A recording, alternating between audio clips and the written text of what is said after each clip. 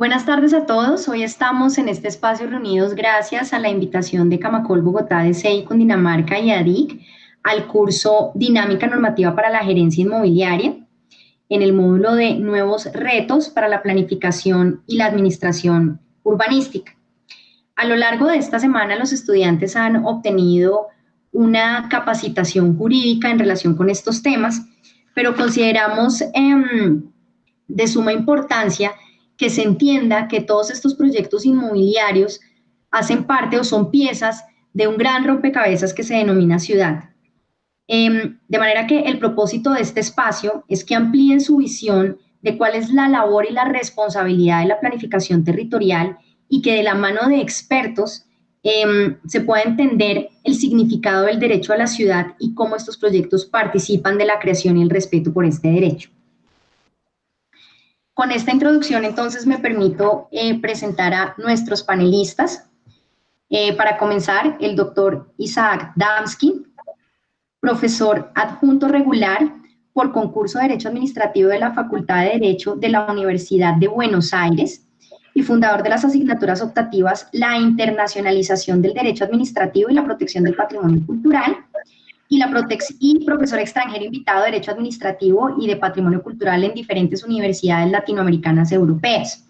Es miembro de importantes asociaciones de Derecho Público y Administrativo a nivel internacional. Bienvenido, doctor Isaac. Muchas gracias. El doctor Juan Manuel González, abogado especialista en Derecho Administrativo, socio fundador de Pinilla González y Prieto Abogados, y líder de las prácticas de Derecho Público, Urbanístico, Inmobiliario y Ambiental, con más de 25 años de experiencia en el sector. Doctor, buenas noches. Buenas noches, Ángela.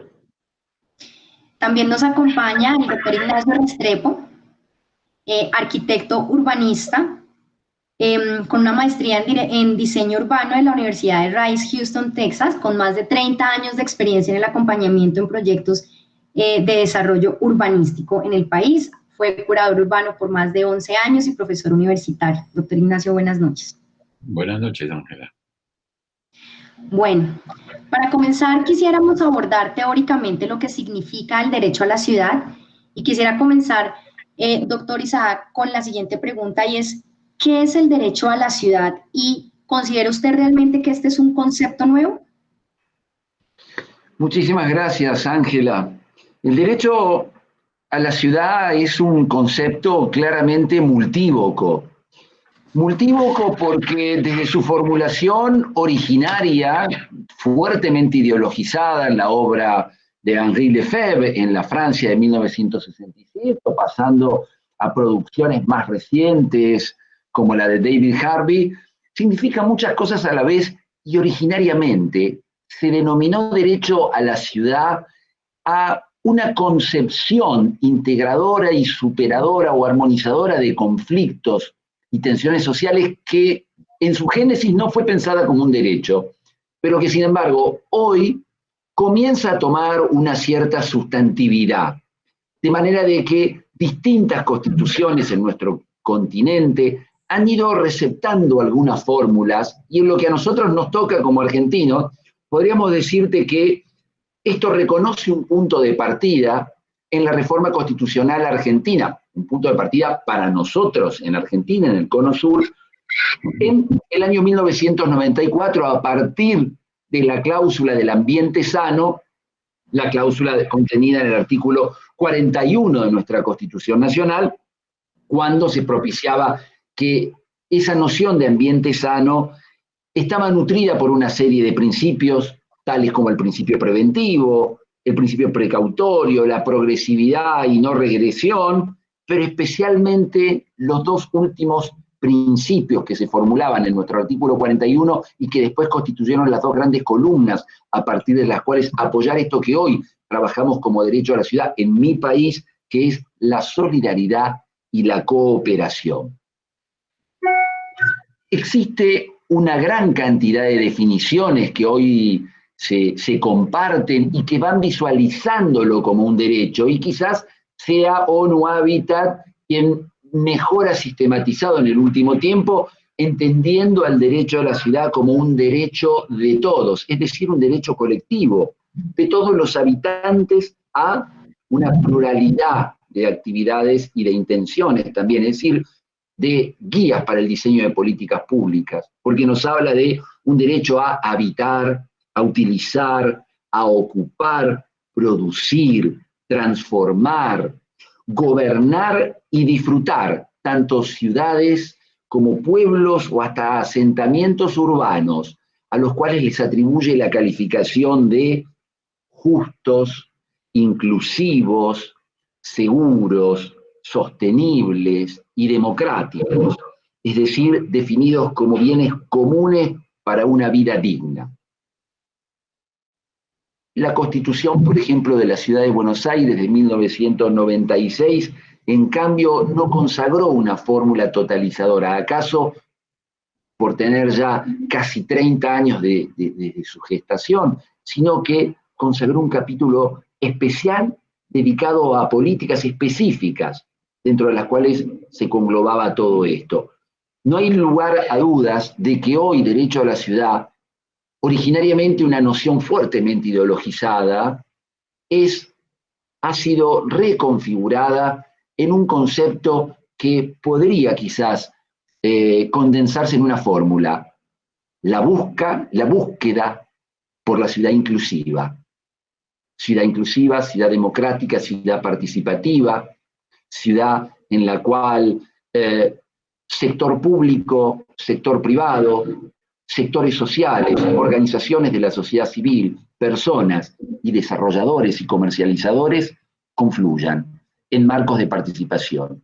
Nuestra experiencia institucional es muy rica en todo este desarrollo y en toda la enorme problemática que nosotros hemos atravesado, desde la fuerte judicialización hasta un proceso de reforma determinado por el Plano Urbano Ambiental del año 2006, el moderno Código de Planeamiento Urbano, es decir, nuestra ley local de ordenación territorial, en la cual se reconoce el principio de participativo como el eje que posibilite estos pivots, pero luego el problema de la interjurisdiccionalidad que como Estado federal tenemos en Argentina y que enfrenta a la megalópolis Buenos Aires a 3 cordones de municipios, más la jurisdicción local y la jurisdicción federal. Es decir, el derecho a la ciudad nos interpela en tanto forma de organización política. Es sin duda un concepto complejo para nosotros, en el que se involucran derechos colectivos, problemáticas de acceso a la justicia, pero también lineamientos básicos de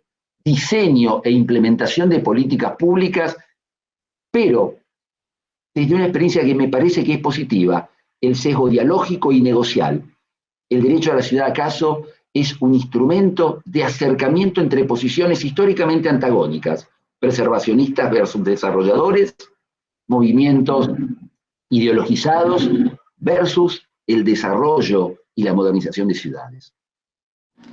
Bueno, abordaron muchísimos temas que vamos a ver en preguntas mucho más adelante. Doctor Juan Manuel, a partir de este concepto quisiera completar algo en relación con nuestra experiencia colombiana de lo que es el derecho a la ciudad. Y adicionalmente, ¿considera usted que es un derecho colectivo y cómo sería esa conexión de ese derecho con otros derechos fundamentales? Ángela, por supuesto. En la legislación colombiana, nuestro país dio un vuelco total en esto que lo podríamos denominar derecho a la ciudad a partir de la Constitución de 1991. Y básicamente por 3 elementos fundamentales. La Constitución del 91 introdujo en el artículo 58 una visión muy amplia de lo que significaba el ejercicio en Colombia del derecho de propiedad, y es a partir de ahí que nace el principio de derecho de la ciudad. ¿Por qué razón? Porque lo que hizo la Constitución política en ese artículo fue señalar que el derecho de propiedad está atado a 3 elementos fundamentales. Primero, a la función social de la propiedad. Segundo, a la función ecológica de la propiedad. Y tercero, a que prevalece el interés público sobre el interés particular, el interés colectivo sobre el interés particular. Y tal vez este trípode de elementos atado al derecho de propiedad constituyó en Colombia la verdadera génesis de lo que hoy podemos denominar el derecho a la ciudad. ¿Por qué razón? Porque bajo esta visión constitucional, atada a otra gran cantidad de elementos como el derecho al espacio público, también constitucional, como el derecho a la protección del medio ambiente, como el derecho a la vivienda digna, si uno ata todos esos elementos constitucionales, llega a una visión muy, digamos, omnicomprensiva de lo que constituye eso que en la doctrina se ha venido denominando derecho a la ciudad. De tal manera que hoy en Colombia, en la atadura legislativa, no solamente la Ley 388 de 1997, que desarrolló todos estos conceptos a través de la obligación de los planes de ordenamiento territorial como instrumentos sustanciales para constituir territorio y ciudad, no solamente con su visión de la posibilidad de generar planes parciales como instrumentos de gestión de suelo alrededor de la composición del derecho a la ciudad, sino toda la legislación que se ha desprendido a lo largo de estos años de ahí para allá, ha formulado en Colombia una visión completa de un derecho a la ciudad como un derecho colectivo. Tan es así y tan importante ha sido ese desarrollo en los últimos años para nuestro país, que hoy, como lo decía el profesor Isaac, también en Colombia, hemos llevado este tema ya a la judicialización y de la judicialización a la jurisprudencia. Y hoy en Colombia tenemos importantes decisiones judiciales, no solamente de la Corte Constitucional, sino del propio Consejo de Estado, que han atado toda esta armazón constitucional para llegar a posiciones tan importantes como que todos los elementos relacionados con el derecho a la ciudad están protegidos a través de las acciones populares, están protegidos a través de la visión de la participación ciudadana y no solamente desde una visión desde el punto de vista colectivo, sino incluso ya a través de peticiones individuales de ese derecho a la ciudad, porque hoy cualquier persona puede acudir a las vías judiciales a defender el desarrollo desde el punto de vista de la ciudad. Entonces, yo creo que esta es una visión que arranca desde una doctrina, como lo decía el profesor Isaac, francesa, en una visión extremadamente desarrollada en el continente europeo, a ser trasladada a Latinoamérica, en todo el hemisferio, en una visión que hoy por hoy constituye uno de los elementos más importantes de lo que queremos vivir en nuestras naciones y en nuestras ciudades en el futuro próximo, que es un derecho a la ciudad de verdad omnicomprensivo, que desprenda todos aquellos elementos que significan el acceso a una vida digna dentro de las ciudades colombianas. Y las latinoamericanas, por supuesto. Doctor Juan Manuel, de manera general y en el contexto de su ciudad o de su país, de nuestro país, ¿considera que es efectivo buscar la protección del derecho a la ciudad a través de los medios judiciales? Pues hombre, yo diría que desde el punto de vista general, en el ejercicio del derecho, no puede haber un derecho de verdad existente si no tiene una protección judicial. Parte de la realidad en la historia del derecho, en la humanidad entera, es que el derecho no es derecho si no tiene protección judicial. De tal manera que la visión de la protección de ese derecho a la ciudad y todos esos elementos que se atan alrededor del derecho de la ciudad tienen que tener protección desde el punto de vista judicial, de tal manera que se debe poder acudir judicialmente a esa defensa de la ciudad. Otra cosa es que se abuse de ese derecho judicial, que eso empieza a suceder en nuestra ciudad, en nuestro país, y es que desafortunadamente se acude a la vía judicial en una supuesta defensa del derecho colectivo abusando del mismo. Y eso hace tanto daño como que no se ha defendido, porque el abuso del derecho colectivo del derecho a la ciudad por las vías judiciales, que ataque de manera equivocada, el desarrollo económico y social y sobre todo la certeza jurídica, pues genera un desbalance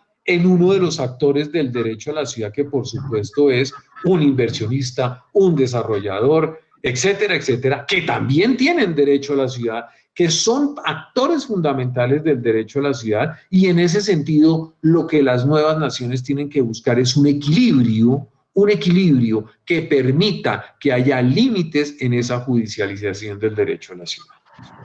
Perfecto. A mí me encantaría oír en este mismo tema, y me perdona, doctora, que me meta en sus temas, pero me gustaría oír al profesor Isaac a ver si esto está sucediendo también en Argentina. Si sufrimos de lo mismo.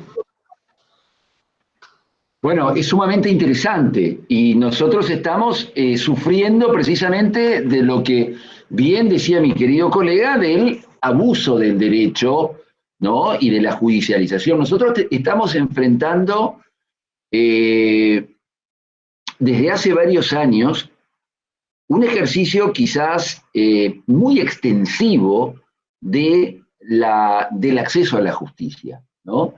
Es cierto que se ha operado un fenómeno paradigmático porque, en primer lugar, todos estos nuevos derechos tuvieron como punto de origen el activismo judicial, el activismo principalmente de la sociedad civil.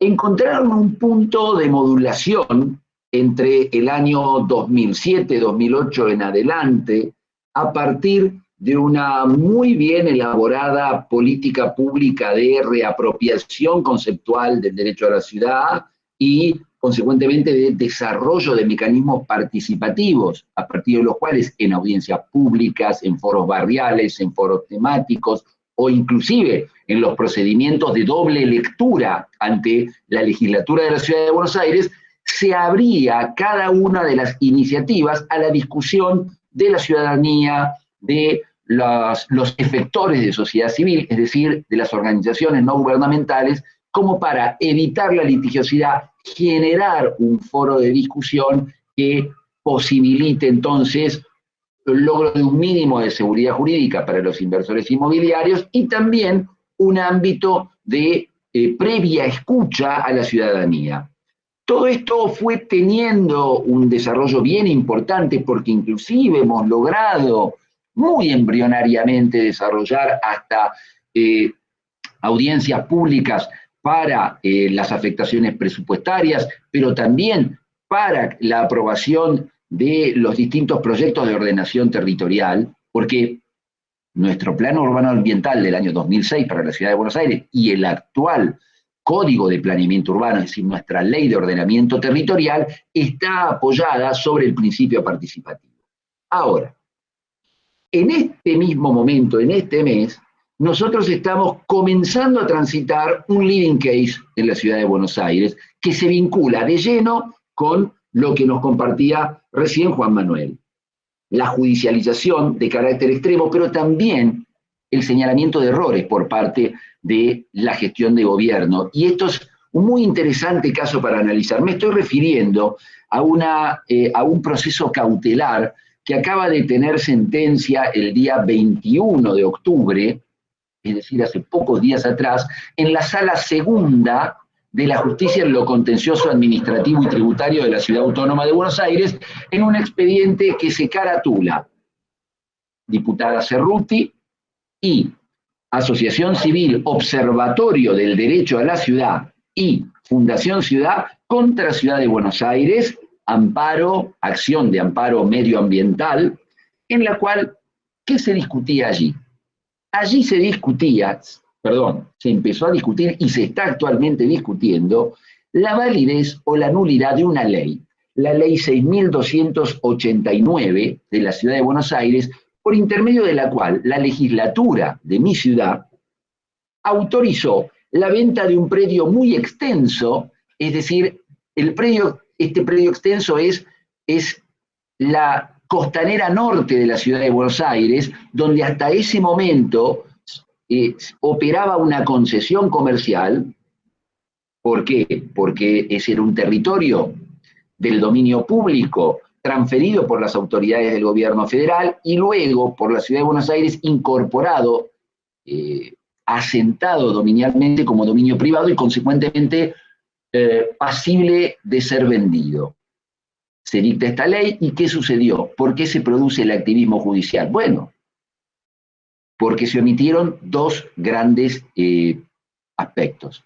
El primero de ellos es que la cláusula octava de la Constitución de mi ciudad establece que los espacios del contorno ribereño de la ciudad son espacios públicos, son espacios de libre acceso y circulación. Esto es, con independencia de la inscripción dominical de este bien ante el registro de la propiedad como un bien del dominio privado, constitucionalmente lo teníamos ya afectado al uso público abierto e irrestricto.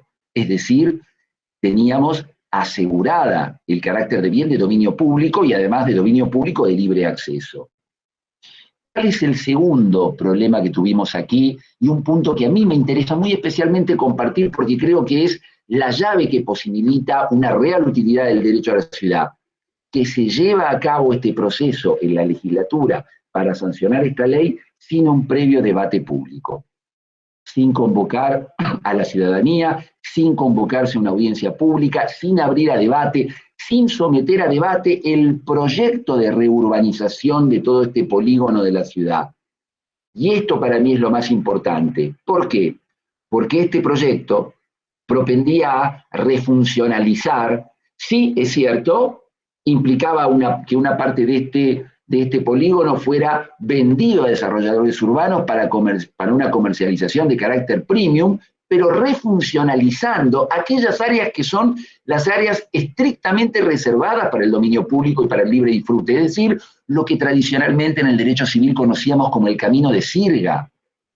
Es decir, es un proyecto que tendía, por un lado, a generar una plusvalía urbana, una plusvalía inmobiliaria y un mejor aprovechamiento de estas tierras, que además, con un criterio de realidad, están degradadas. ¿Por qué están degradadas? Bueno, porque hace a una zona abandonada de la sección norte del puerto de Buenos Aires. Les comento que en la sección sur se emplaza desde hace ya 30 años el desarrollo del Puerto Madero, que es una zona que ha tenido una muy amplia recuperación desde todo punto de vista. La sección norte del puerto, paradójicamente, si bien se conecta con los barrios o las zonas de la ciudad de Buenos Aires de mayor poder adquisitivo, al mismo tiempo conecta con zonas del menor poder adquisitivo, bueno, este proyecto tenía por objeto este desarrollo inmobiliario, pero también un aprovechamiento urbanístico. ¿Qué es lo que lleva a la judicialización? Esto que apuntamos como un yerro inexplicable enmarcado en una política pública que ha desarrollado muy fuertes mecanismos participativos. Bueno, se sustanció el debate legislativo puertas adentro de la ciudadanía, de espaldas a la ciudadanía, omitiendo cumplir con el principio participativo, en desapego al sesgo dialógico, a las técnicas negociales con la ciudadanía, sin la posibilidad de explicar a la ciudadanía la real significancia, la real significatividad económica y trascendencia que para la ciudad tenía este proyecto. No quiero decir tenía, tiene, porque la medida cautelar, es decir, la orden de paralización de esta venta, fue decretada por la justicia y el Poder Judicial ordena a la legislatura reabrir el debate. Reabrir el debate no mediante una mera audiencia pública de desahogo, sino mediante un reanálisis integral e integrado de esta cuestión para hacer converger dentro de un mismo foro de discusión al sector privado, con la sociedad civil, a los desarrolladores, con el Observatorio del Derecho a la Ciudad, con los colectivos barriales. Es un caso muy interesante y que inclusive podemos presentar porque tiene una gran cantidad de aristas respecto de las cuales creo, porque solo a través de la experiencia que podemos lograr desarrollar mejores políticas públicas, creo que puede ser de una gran aportación. Aquello que se debe hacer y aquello que no se hizo suficientemente bien.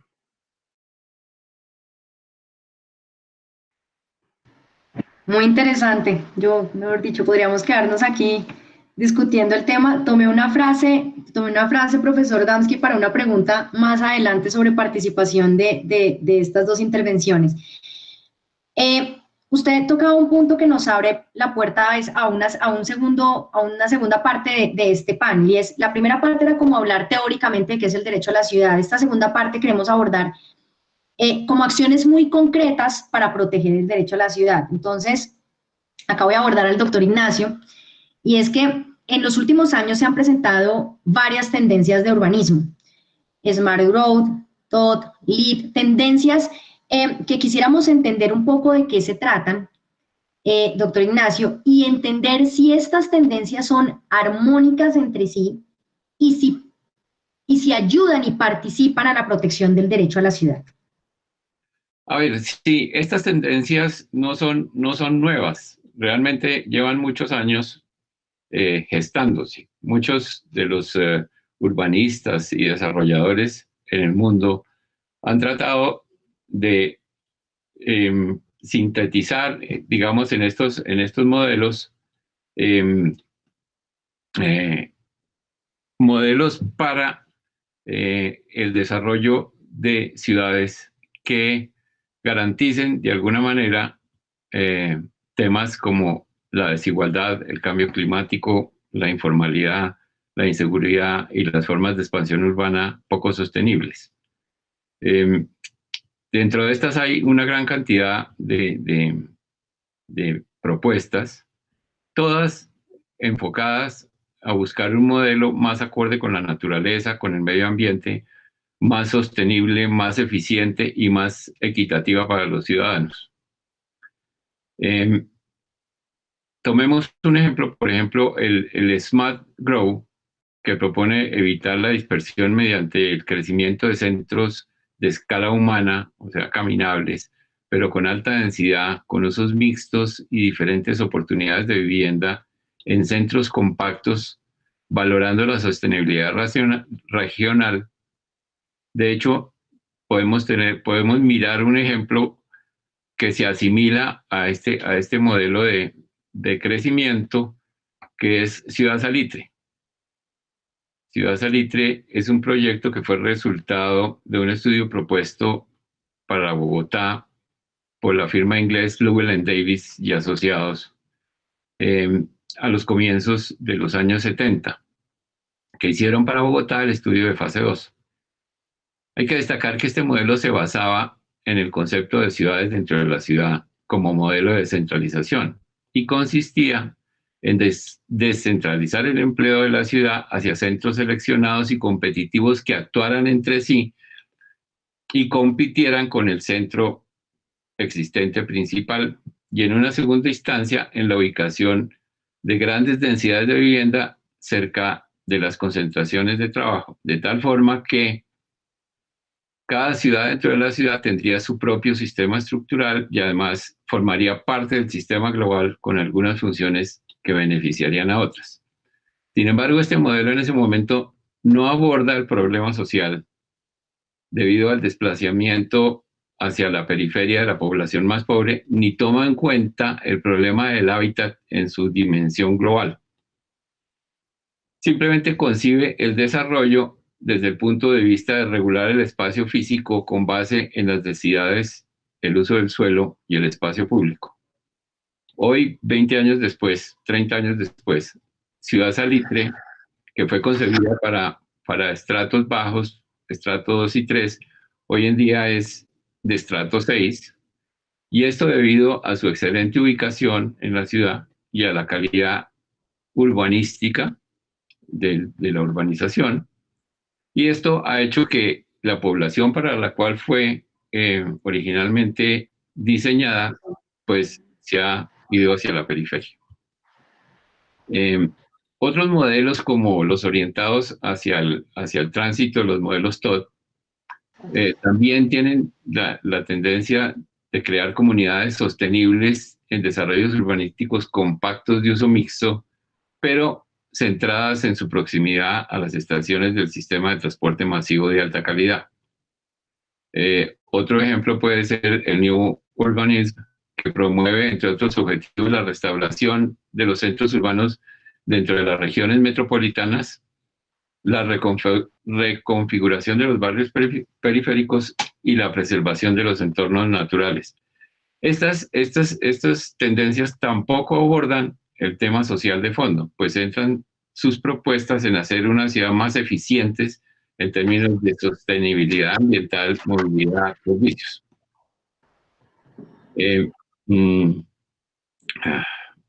Hoy en día, en Bogotá, existe una nefasta combinación de la pobreza extendida y la desigualdad. Según los expertos, estas son unas condiciones propicias para cultivar la violencia.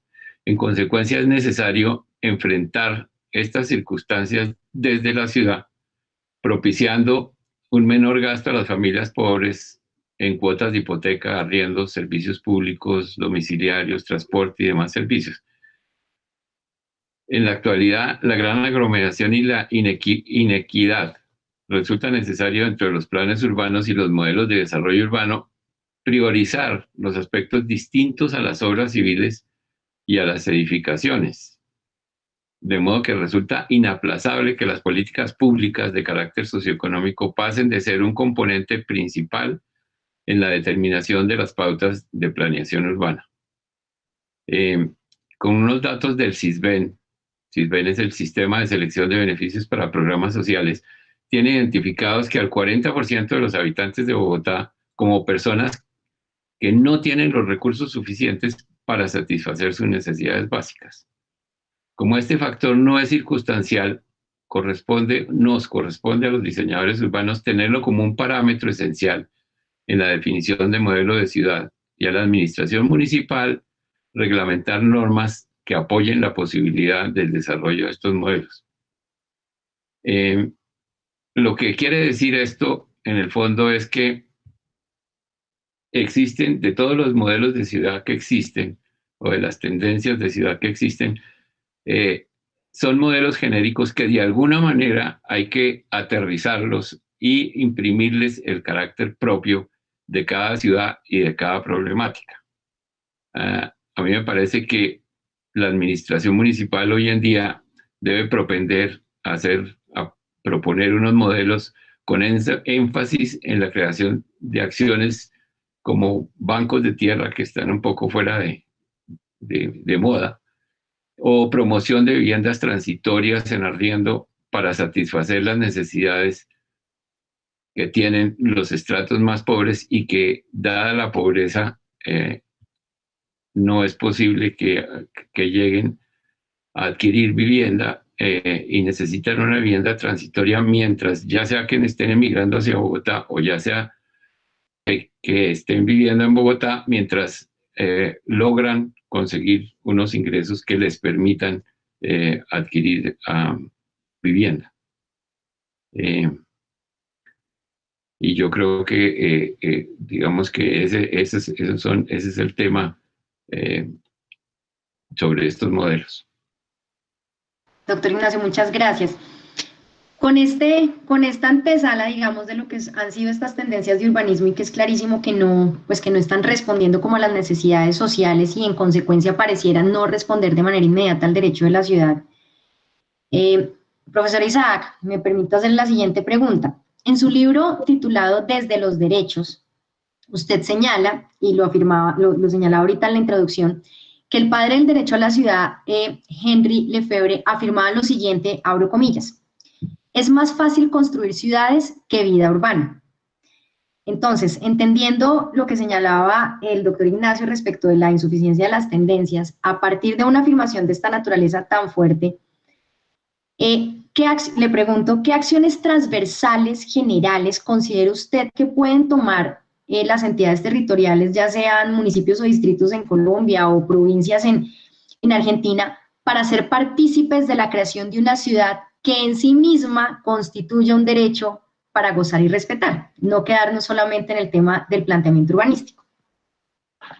Bueno, es central y yo creo que desde ese diagnóstico que es predicable a muchas ciudades americanas, se ha hecho mucho en los últimos años, ¿no? A mi modo de ver, construir ciudad en términos identitarios o en términos de dignidad de persona humana es construir participación. La ciudad se le enrostraba que era una mercancía, se construye ciudad para generar una plusvalía estricta, ¿no? Un enriquecimiento de la propiedad privada a partir de fenómenos de gentrificación, ¿no? Degradación y reaprovechamiento.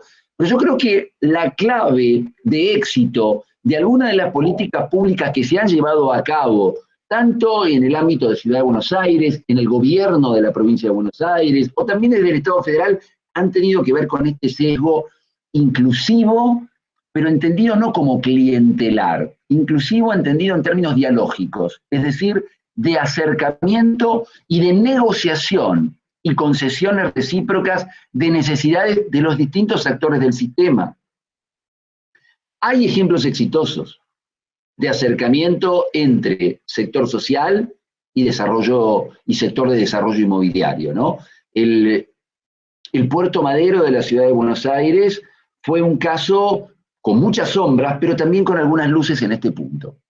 Y hay una cantidad de proyectos que han logrado desarrollarse de forma positiva, o mejor dicho, la clave del desarrollo positivo de un proyecto o de una iniciativa, sea de recuperación de tejido social o de desarrollo inmobiliario, es decir, real estate o housing, fue determinado por esto en el que ponemos mucho énfasis, el sesgo dialógico, lo negocial, la posibilidad de una participación tomada en serio, la mediación social, la importancia de implementar esto mismo que aquí falló en este caso que les comenté y que la verdad da lugar a bastante análisis, la necesidad de celebrar audiencias públicas previas, de poder explicarle a la ciudadanía el proyecto que se quiere desarrollar, pero al mismo tiempo la posibilidad de negociar con los actores sociales cuál es el margen de utilidad social de estos proyectos, cuál es el margen de recuperación, es decir, la posibilidad de negociar seriamente entre los distintos actores y efectores de la economía, del desarrollo urbano, de la sociedad civil, de los sectores sociales. Ahí está la clave. Ahí está la clave. Y el Estado y los poderes estatales son los grandes conductores de estos procesos. Son los reordenadores de estos sistemas. Yo creo que claramente nuestros modelos de gestión y de gobierno, de poder entender y llevar adelante lo público, han cambiado.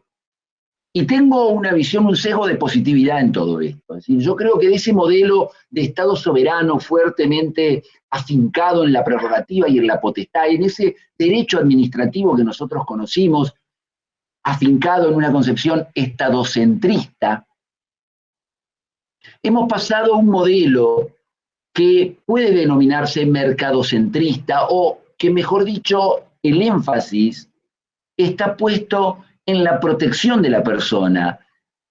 Y ese énfasis puesto en la protección de la persona determina que sean las personas y los poderes reales, los poderes económicos, quienes deban sentarse a negociar. Y el Estado entonces acá será un gran equilibrador de las fuerzas sociales, o será un gran desequilibrador, como aconteció en este caso, en el cual se edictó una ley de espaldas a la sociedad, quizás con una intención muy buena, con un proyecto de recuperación muy bueno, pero que ahora está judicializado. Y en al faltar ese factor negocial, las chances de recuperación de ese proyecto originario son bajas. Y acá vinculado con esto, una cuestión muy dura de derecho administrativo que nosotros estamos discutiendo en este momento, porque claramente el desarrollo de derecho a la ciudad, el desarrollo de un urbanismo inclusivo, requiere del aporte y de la reflexión de las especialidades duras, ¿no? El procedimiento administrativo, es decir, aquel conjunto de principios y reglas que hacen a la ordenación de los trámites y que en nuestras Américas Latinas tenían un sesgo muy rígido, tienen que flexibilizarse. nuestro propio sistema jurídico posibilita la incorporación de mecanismos más dúctiles, no más flexibles, más dúctiles, más negociales, esencialmente dialógicos, a partir de principios tales como el principio de colaboración, que va posibilitando un mayor sesgo dialógico, o como el desarrollo, como se viene haciendo, el desarrollo del principio participativo dentro de las normas de ordenación territorial. Nosotros hemos seguido otros modelos latinoamericanos. Yo creo que lo acertado de estas políticas se encuentra determinado por generar espacios comunes de debate, de intercambio, de negociación entre los distintos sectores. Y aquí la labor de concientización, de mediación que tienen los poderes públicos es enorme. Clarísimo.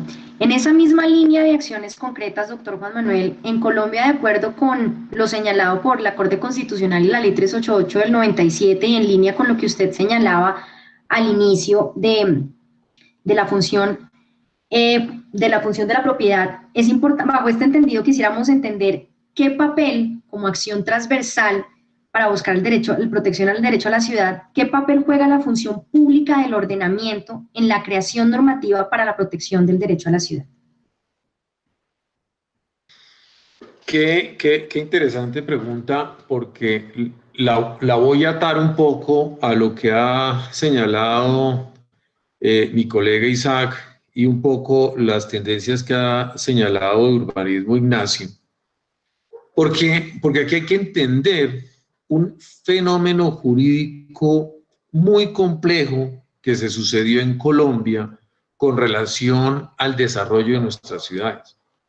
A nosotros no se nos puede olvidar que el desarrollo de nuestras ciudades colombianas, hasta antes de la Constitución del 91, y en todo lo que sucedió en nuestro desarrollo legislativo en la década de 1910 y de ahí en adelante hasta los años 50, 60 y 70, se desarrolló con la visión eminentemente privada.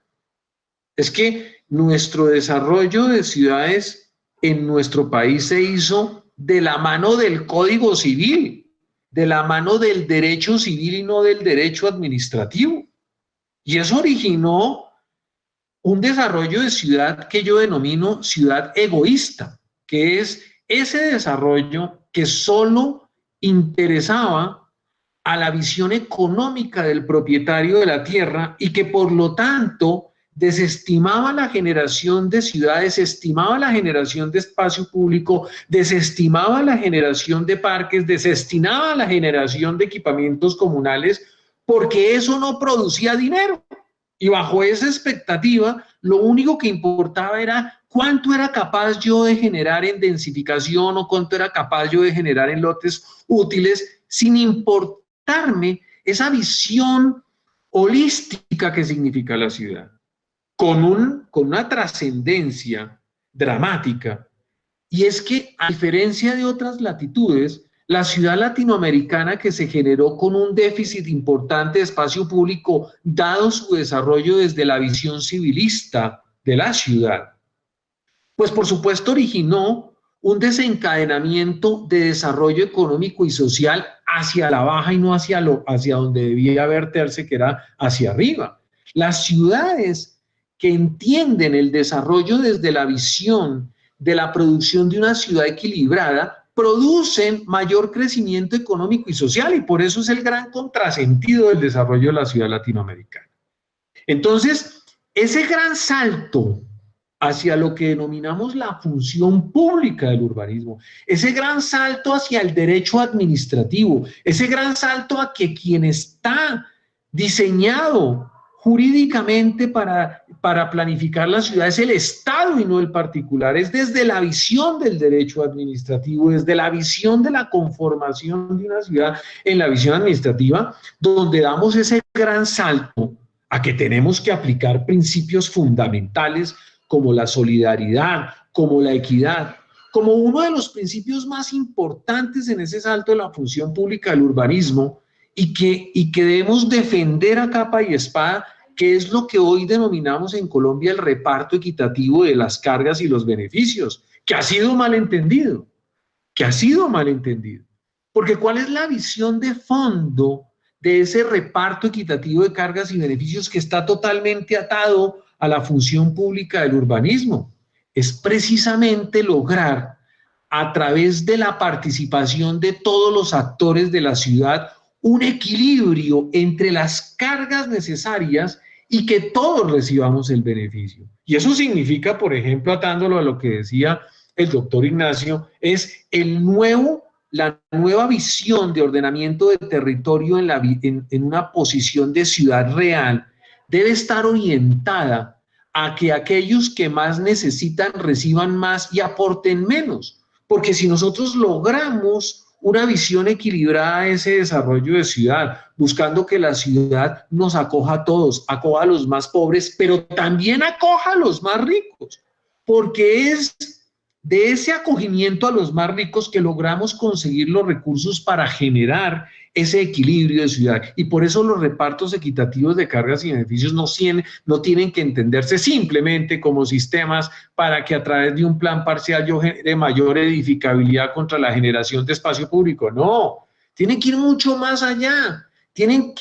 Yo defiendo mucho que la ley 388 del 97, nuestra ley de ordenamiento, esa ley señala que los repartos de cargas y beneficios no tienen límite, porque utiliza la expresión y otros sistemas. Es decir, la legislación colombiana nos dio la apertura para que podamos hacer algo que decía el profesor Isaac, y es unir a todos los actores en una participación en donde el núcleo fundamental sea la persona, sea el ciudadano, de tal manera que todos podamos aportar en beneficio de esos proyectos que originen ciudades de verdad ordenadas, en donde todos tengamos derecho igualitario al sistema de transporte público masivo, a la malla vial, a los parques, a través de sistemas que además produzcan una ciudad que sea capaz de acoger a todos. Y cuando digo a todos, significa que también respete a los inversionistas, respete a los desarrolladores, respete a los ciudadanos y, por supuesto, respete lo colectivo. Entonces, bajo esa visión,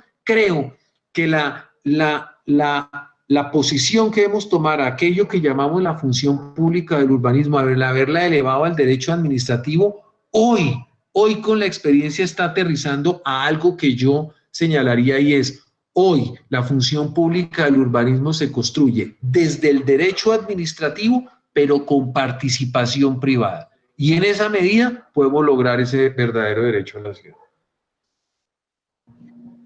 Muy interesante, muchas gracias. En este punto, donde ya hemos incluido muchos elementos en ese derecho a la ciudad, quiero agregar un elemento adicional, doctor Ignacio, y es el concepto de hábitat. ¿Cómo incluir este concepto de manera general de hábitat en la concepción del derecho a la ciudad? Más ingredientes a nuestro derecho a la ciudad. Gracias, Ángela. Lo primero que tendríamos que definir alrededor del hábitat, de la definición del hábitat, se ha especulado mucho y hay miles de definiciones sobre lo que es realmente el hábitat. Yo voy a tomar una definición que está mucho más relacionada, digamos, con el tema urbano, y es el concepto del hábitat humano que se utiliza en el urbanismo y es una extensión por analogía del concepto ecológico del hábitat. O sea, se refiere al conjunto de factores materiales e institucionales que condicionan la existencia de una población humana localizada en un territorio. Y a mí me parece que la manera de articular, digamos, el hábitat al desarrollo urbano y al derecho de la ciudad es a través de su unidad primigenia, que en este caso yo diría es el barrio. A mí me parece que es un factor importante de articulación con el concepto de hábitat. El recuperar el concepto de barrio o de pieza urbana, digamos, es el núcleo inicial de lo que podría ser o de lo que es el hábitat.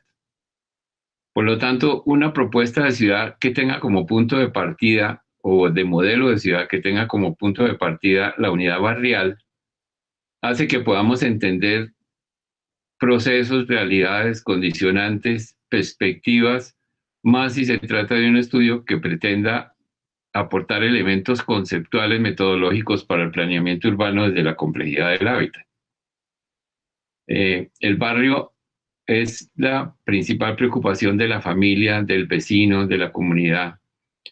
Y el aporte que se haga desde su análisis puede contribuir como elemento para los planificadores y para la comunidad cuando se identifican los elementos que son más importantes en el barrio y que generan mejores condiciones urbanas, así como elementos simbólicos de identidad para que desde la práctica del planeamiento urbano se intervenga sobre aquellos elementos en que el barrio aportan a una buena planificación y a una ciudad más habitable, equilibrada y equitativa.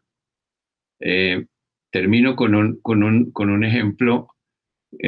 Cuando era curador urbano, en la década de los 80, existía el subsidio para vivienda de interés social individual. Y fue una experiencia muy interesante porque en esa época se dedicaron muchas entidades privadas a impulsar este tipo de vivienda de interés social individual, en la que no es la vivienda modelo de 20 metros cuadrados a la que puede adquirir la población de menos recursos, sino es la vivienda como desastre para la familia. Es la vivienda diseñada para esa familia y no es la vivienda genérica que se hace normalmente en las grandes urbanizaciones de vivienda de interés social. Esta política de subsidio a las viviendas de interés social individual terminó y hoy en día pasó a manos de los desarrolladores y constructores que tienen que dejar un porcentaje de cada proyecto para la construcción de viviendas BIS y VIP, con lo que se acabó, digamos, la posibilidad de darle una caracterización especial al hábitat, por lo menos en esos estratos. Doctor Ignacio, muchas gracias. Entonces, hemos venido hablando del derecho a la ciudad desde su concepción teórica, pasando por la definición de acciones transversales que puedan ser fundamentales en la protección de ese derecho a la ciudad, la función pública del urbanismo, la participación público-privada, bajando, aterrizando mucho más al concepto de hábitat como un concepto relevante para efectos de que cada unidad de vivienda pueda cumplir con una finalidad propia que haga parte de ese gran derecho a la ciudad. Ahora vamos a dar un salto, ya no viendo de la ciudad hacia adentro, sino el concepto de ciudad hacia afuera, entrando a lo que es el concepto de ciudad-región. Entonces, profesor Damski, a partir de su reflexión, de la siguiente reflexión que me permito citar, de que las ciudades son un fenómeno interjurisdiccional en el que se verifica multiplicidad de nuevas periferias y centralidades urbanas, en donde de alguna manera se pierde el centro con la periferia. Quisiera preguntarle, ¿qué ejemplos relevantes podemos resaltar de la denominada megápolis de Buenos Aires, concretamente de la falta del entendimiento del concepto de ciudad-región y cómo esta falta de entendimiento del concepto ciudad-región afecta nuestro derecho a la ciudad?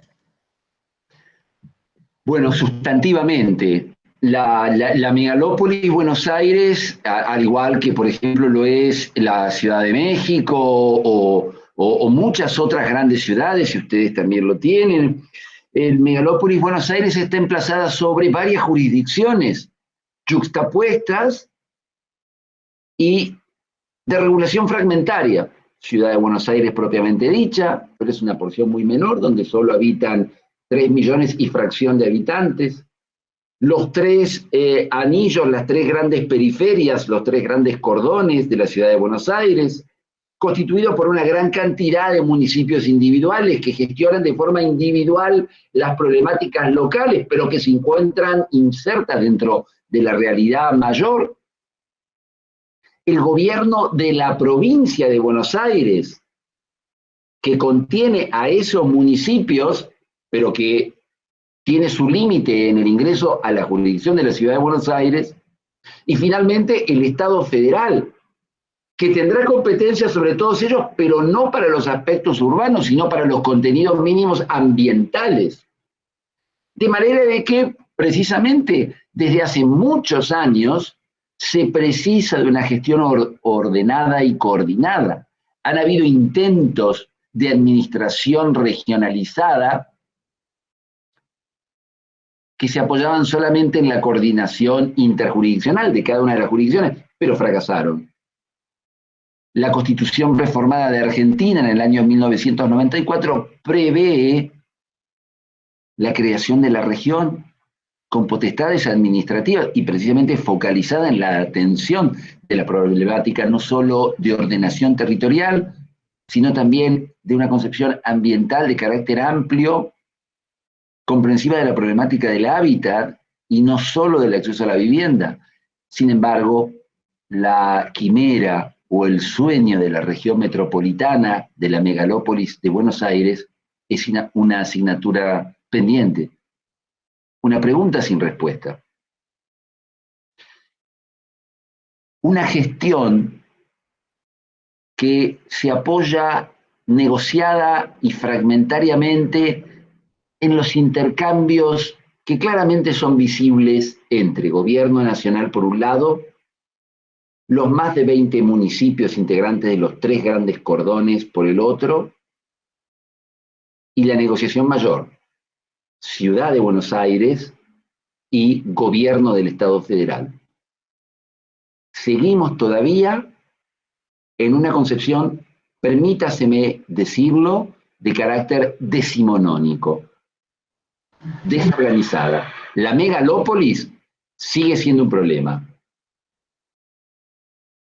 Clarísimo. Para el caso de Bogotá, doctor Juan Manuel, ¿qué ejemplos relevantes podemos resaltar concretamente de la falta de entendimiento de este concepto de ciudad-región respecto a nuestro respeto del derecho a la ciudad? Pues creo que lo de Buenos Aires es una maravilla frente al drama bogotano. Porque en el caso de nuestra legislación colombiana, y esto que voy a decir es absolutamente controversial en nuestro país. Yo creo que la exagerada autonomía territorial le ha generado daño al ordenamiento territorial. Porque es que esa visión de que el municipio, ese conglomerado mínimo que es el municipio, se pueda regular de manera autónoma, totalitaria, a través de sus únicas autoridades, en lo que denominamos el ordenamiento de su propio territorio, simplemente respetando las llamadas determinantes de ordenamiento que no son verdad, pues origina que una ciudad como Bogotá, que tiene la verdadera Bogotá, no está en el perímetro urbano de Bogotá que tenemos trazado en nuestro plan de ordenamiento territorial. La verdadera Bogotá incluye todos los municipios circunvecinos, incluye a Chía, a Cajicá, a Funza, a Soacha. Todo hace parte de la verdadera Bogotá, que es una megaciudad, una megalópolis, que desafortunadamente, físicamente es una megalópolis, pero administrativamente son una cantidad de municipios con una legislación individual que no está conectada, que no está armonizada y que de alguna manera también tiene algo de lo que nos acaba de decir Isaac, y es los intereses de la nación por un lado, los intereses de cada municipio por otro, los intereses de las corporaciones autónomas regionales por otro, y no hay un centro de unificación administrativa que permita ver una planificación de ordenamiento territorial de carácter complejo. Y eso, por supuesto, no fue entendido desde la Constitución. La Constitución no, nuestra Constitución no realizó lo que es autonomía territorial, porque esa realidad está encajonada en una visión de ordenamiento mayor a menor escala.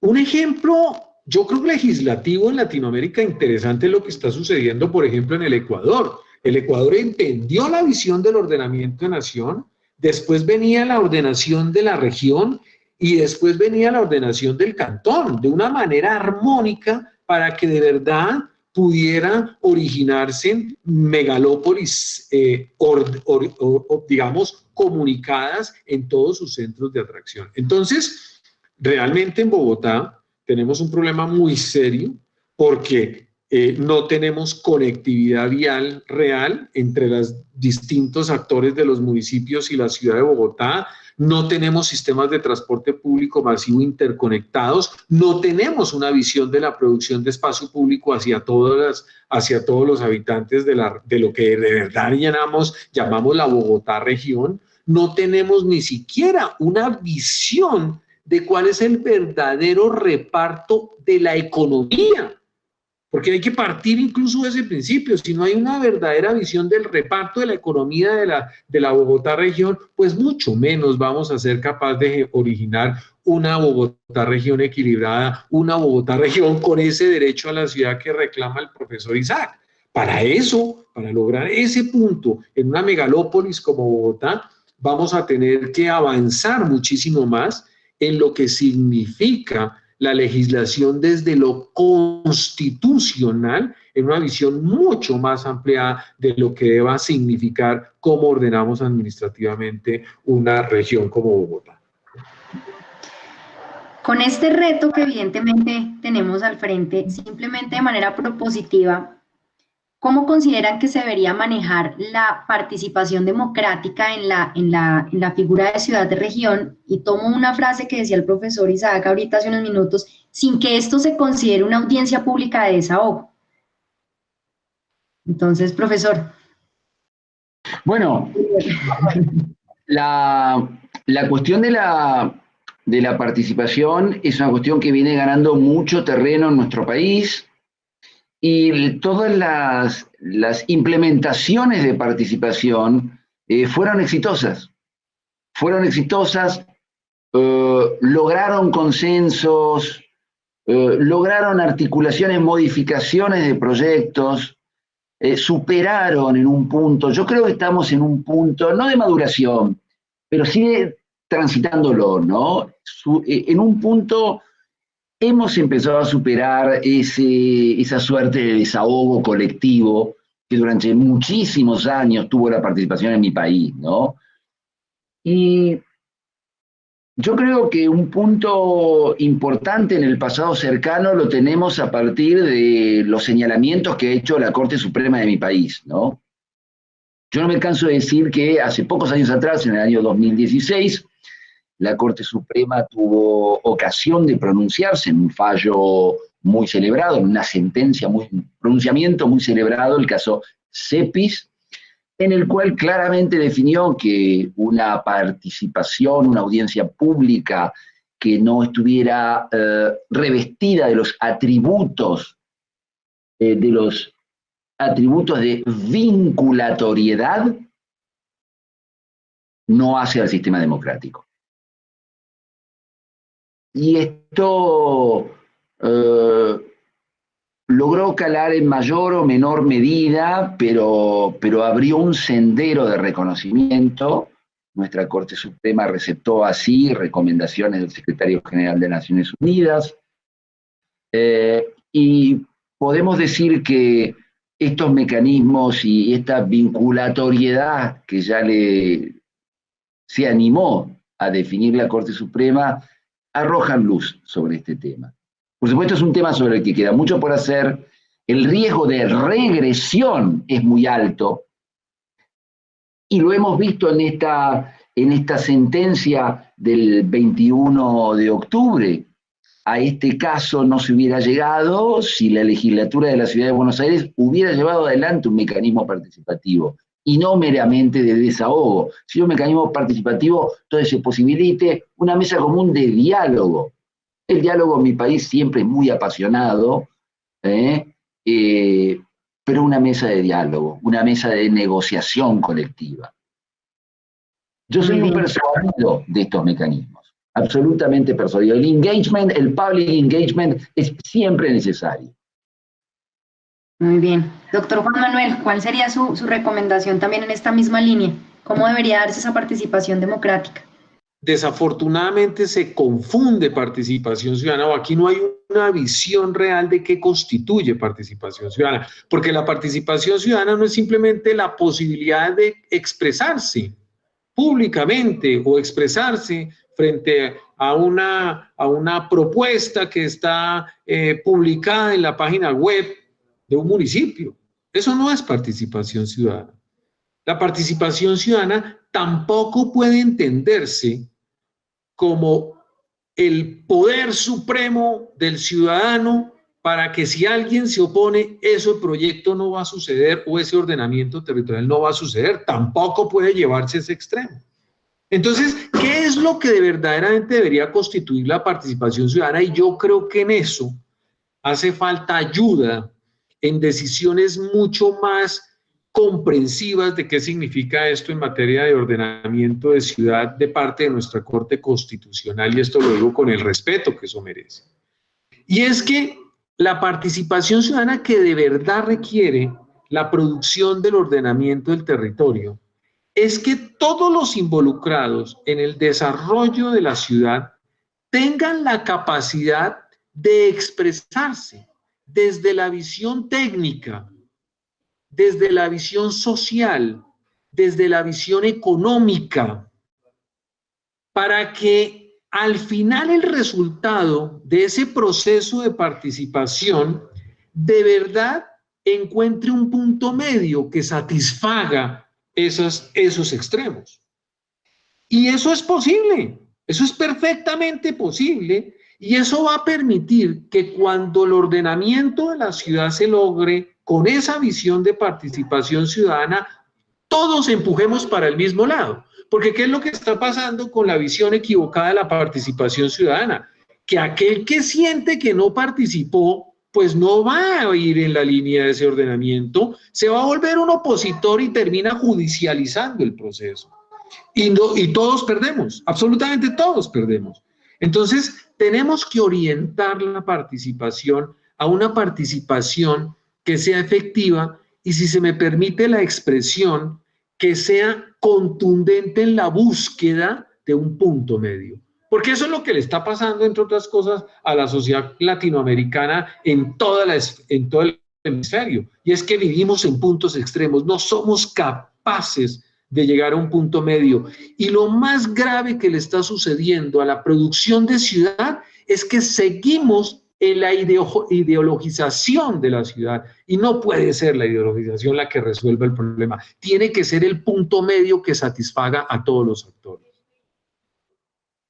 Perfecto, perfecto y muy de acuerdo. Bueno, para cerrar, y pues dada nuestra realidad actual, quisiera hacerle la misma pregunta desde tres órbitas distintas sobre post-pandemia, pues, o de pandemia, porque todavía no sabemos si podemos hablar de post. De cara a este reto de la protección del derecho a la ciudad y con todos estos conceptos que hoy hemos compartido, me gustaría saber qué creen cuáles son los retos, y les formulo las preguntas de una vez. Profesor Isaac, desde el punto de vista de la política pública, doctor Juan Manuel, desde el punto de vista de la normativa territorial, y doctor Ignacio, desde el punto de vista del planteamiento urbanístico. ¿Cuáles serían esos retos que tenemos en pandemia y post-pandemia, cada uno en este tema específico? Bueno, la pregunta es muy interesante. Yo creo que el derecho público, el derecho administrativo, el derecho urbanístico, el derecho a la ciudad, el derecho de las ciudades no va a salir igual, no debiera salir igual de la pandemia. Yo creo que la pandemia tiene elementos que debemos aprovechar. Nos provee de nuevos disparadores, de nuevos desafíos. El mundo es el que entró en pandemia, es el que entró en una suerte de default humanitario y solamente los actores reales del sistema son los que podrán reordenar. No podemos pedirle a los estados, no podemos tampoco pedirle al sector privado. Yo creo que nuestros derechos públicos se van a nutrir de conocimientos distintos, de categorías distintas. Y yo creo que esto nos dispara algunas preguntas. ¿Vamos a poder seguir hablando de globalismo, integración económica, o vamos a hablar de multilateralidad? Y lo uno nos lleva a desafíos con lo otro. Hoy he planteado estos desafíos del estadocentrismo y el mercadocentrismo, ¿acaso haciendo nuestras las enseñanzas de ese gran maestro italiano, Sabino Cassese, quien nos explicó esta fenomenología de la globalización y cómo esta ha tenido también manifestaciones negativas y manifestaciones muy positivas? Ahora, la pandemia vinculada con el fenómeno urbano nos va a poner de cara a un nuevo derecho administrativo, derecho global, o vamos a hablar de un derecho multilateral, es decir, un derecho administrativo global estructurado sobre la protección y la seguridad de la inversión, o vamos a tener una mayor apertura participativa, vamos a poder hablar de una multilateralización de las relaciones afincadas no en la protección, sino en la cooperación, en pautas de solidaridad, diálogo, participación. Estamos frente a nuevas manifestaciones, a un nuevo estadocentrismo. Estamos frente a un nuevo rol del Estado. Estamos claramente viviendo momentos de restricción, de cuarentena, de confinamiento. Estamos frente a situaciones de emergencia, de urgencia, pero que no necesariamente implican un estado de excepción o una excepción al ordenamiento jurídico. Entonces, creo que tenemos un desafío, o varios desafíos por delante, y que se pueden afincar en esta cuestión de que si es posible pensar la nueva realidad desde el Estado constitucional y humanitario de derecho.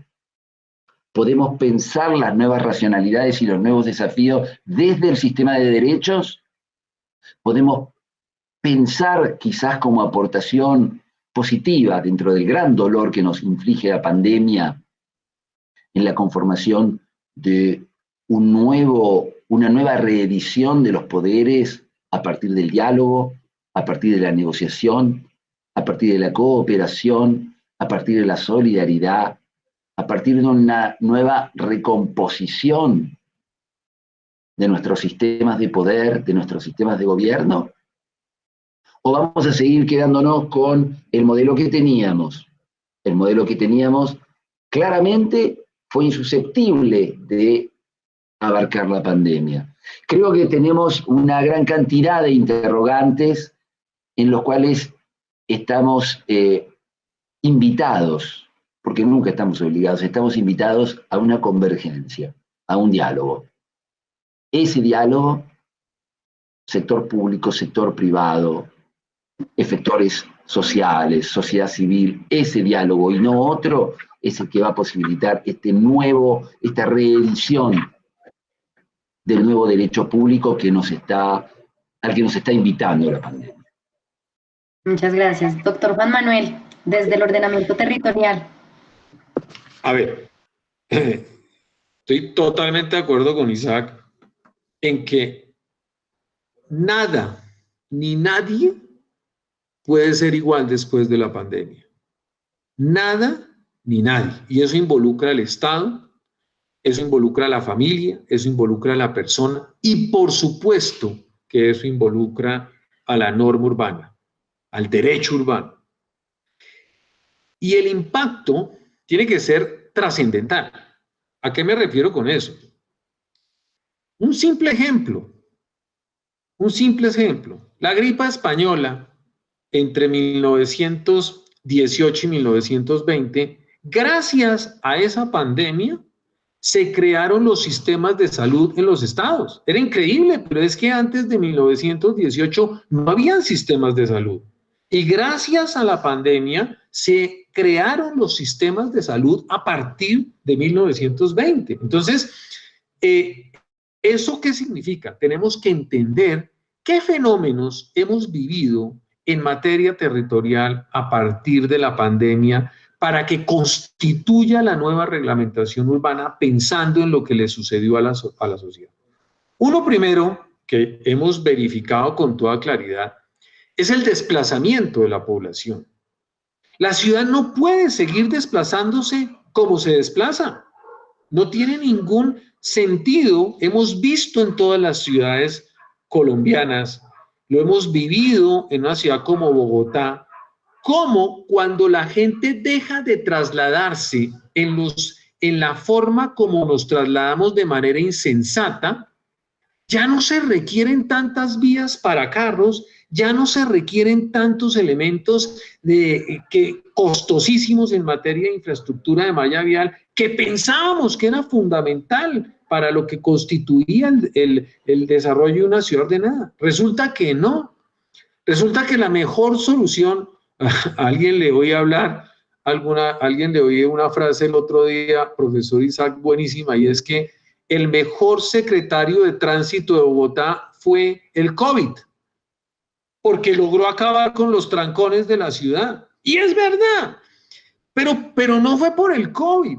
Es porque la gente entendió que no tiene que estarse desplazando. ¿Qué fue lo que originó a la gente a limitar sus desplazamientos? El miedo. Pero no debería ser el miedo.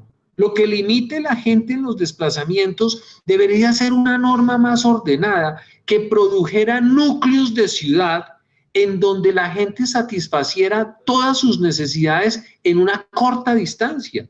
Y entonces eso nos lleva a que la norma urbanística, ¿qué debería promover? La mezcla de usos del suelo, una mezcla real de usos del suelo que origine nuevos desarrollos urbanísticos en donde seamos capaces de enfocar el desarrollo de la vivienda, el desarrollo del trabajo, el desarrollo de la educación, el desarrollo de los equipamientos necesarios en cortos espacios de desplazamiento. Fíjese el efecto que origina, por ejemplo, la condición de cómo debe ser nuestro espacio público.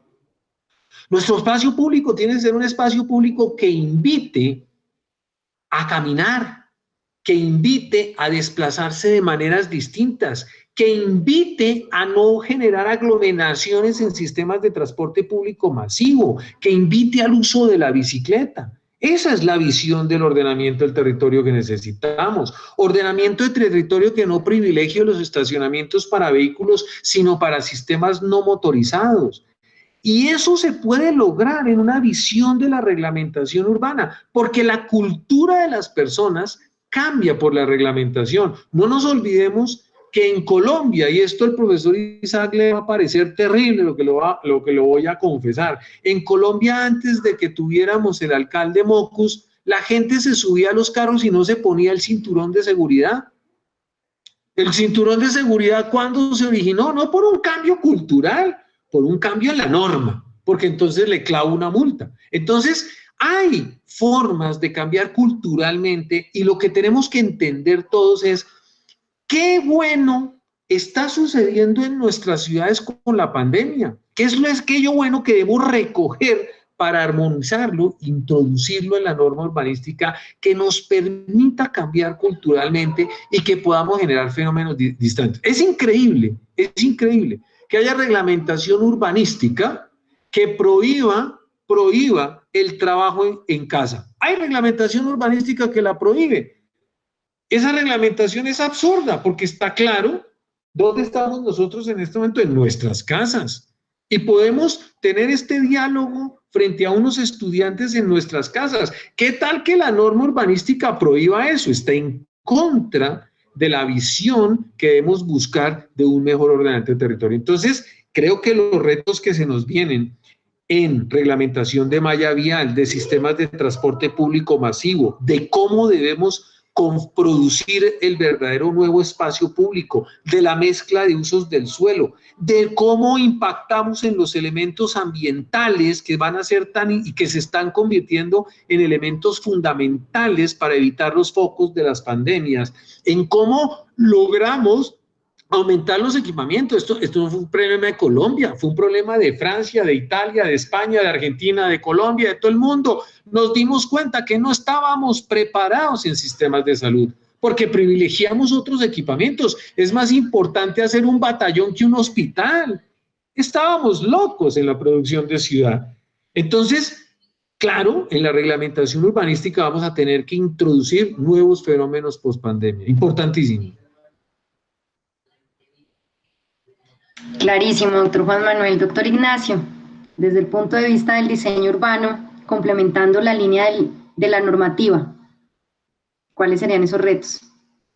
Sí, señora, pues Juan Manuel ya dijo gran parte de lo que yo tenía pensado decir, pero a mí me parece que usted le está dando la razón a la alcaldesa de París cuando dice que la nueva ciudad va a ser la ciudad de los 15 minutos, que básicamente está todos los servicios deberán estar en un radio de 15 minutos a pie. Pero a mí me parece que yo le complementaría a Juan Manuel un par de cositas, y es que la vivienda va a tener que ser distinta. Hoy en día, con el teletrabajo, la telemedicina, en fin, con todo lo tele y las comunicaciones, lo que está pasando ahorita, estamos reunidos cada uno en su casa a través de Zoom, eso va a hacer que la vivienda requiera de un espacio para el trabajo, del teletrabajo, y para un espacio de estudio, porque hoy en día el estudio, por lo menos en las universidades, no sé qué tanto en los colegios, pero en las universidades se está haciendo todo a través de comunicación virtual.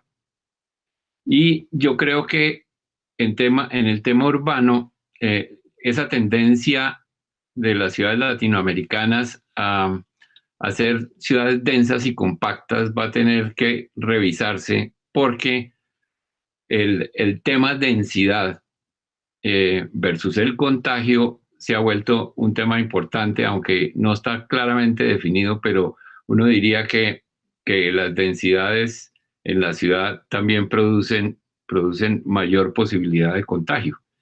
Entonces, digamos que la ciudad va a cambiar, digamos, por lo menos va a tener que revisar ese tema, y las nuevas unidades de vivienda van a tener que ser diferentes, involucrando los espacios que se requieran para esta nueva realidad. Listo. Bueno, voy a recoger unas conclusiones muy gruesas de nuestra conversación del día de hoy. Entonces tenemos, bueno, primero muchas gracias a los tres panelistas por este espacio y por responder estas preguntas que trataban de una manera muy concreta abordar un tema que es muy, muy amplio. Está clarísimo que el derecho a la ciudad no tiene su génesis como un derecho. Hoy es un instrumento que busca más el acercamiento de la población. Es un punto de partida para las políticas públicas, para la creación de políticas públicas. Estamos viendo que las tendencias de desarrollo urbanístico deben propender más por soluciones integrales que busquen el respeto del derecho a la ciudad y no solamente soluciones urbanísticas sobre el territorio. Para que se pueda considerar un derecho debe tener una protección judicial y una creación colectiva sin que se abuse de ninguna de las dos. La participación público-privada se convierte en un elemento fundamental de esta construcción, así como la participación democrática, pero esta participación democrática tiene un reto por delante, que es su reglamentación para buscar ese punto medio que nos permita tener acuerdos en lo social, lo económico y lo técnico, a fin de la construcción de esas normas que orienten el derecho y la protección del derecho a la ciudad. El concepto como ciudad-región, ampliándolo un poco más, se considera hoy más un reto que una respuesta, es un reto que tenemos por delante. Y hablando de retos en relación con la pospandemia, pues efectivamente tenemos retos en la participación en la construcción colectiva de políticas públicas, en la concepción más práctica del urbanismo en materia de movilidad, mezcla de usos y espacio público, y por supuesto en la concepción de espacios habitables que busquen las diferentes dinámicas que estamos teniendo en un mismo espacio, pero las diferentes dinámicas de la vida dentro de un mismo espacio. Con esto pues trato de hacer un resumen de lo que hablamos el día de hoy. Muchas gracias y pues bueno, espero que sea de utilidad para todos los que nos están viendo y muchas gracias a todos. Muchas gracias, Ángela, y en especial yo quiero darle un agradecimiento muy grande al profesor Isaac. Sabemos que su tiempo es muy limitado y ha sido de verdad para todos muy enriquecedoras sus apreciaciones, sus aportes. Esperamos no perderlo ni de vista ni de oído por mucho tiempo, y de verdad muchas gracias también, doctor Ignacio, que siempre aprendo de usted. Con mucho gusto. Bueno, muchísimas gracias a todos, Juan Manuel, Ignacio, Ángela, todos, Carlos Mario, muchísimas gracias. Para mí es extremadamente enriquecedor este diálogo, que además ha quedado cristalizado de manera prístina en la síntesis, Ángela. Tal es así que yo quiero tomarme el atrevimiento de pedírtelo para citar esto mismo que tú has sistematizado, para citarlo en letra de molde, para citarte a ti y a esta sistematización en letra de molde, ¿no? Y citarlos a todos ustedes, porque verdaderamente es hasta desafiante y superador, y es un disparador todo esto que estás planteando, y en la justa medida en la que lo has logrado sintetizar y las formulaciones muy subjetivas que allí se contienen. Para mí es un gran honor, es un gusto, es un placer muy grande. Ojalá que podamos compartir este encuentro también personalmente allí, y por qué no aquí, en mi tierra. Muchísimas gracias. Así será, ese es un reto post pandemia. Ese es otro reto post pandemia. Un abrazo a todos. Adiós y muchas gracias. Gracias, Carlos Mario. Gracias, Gran noche. Gracias. Bueno, adiós.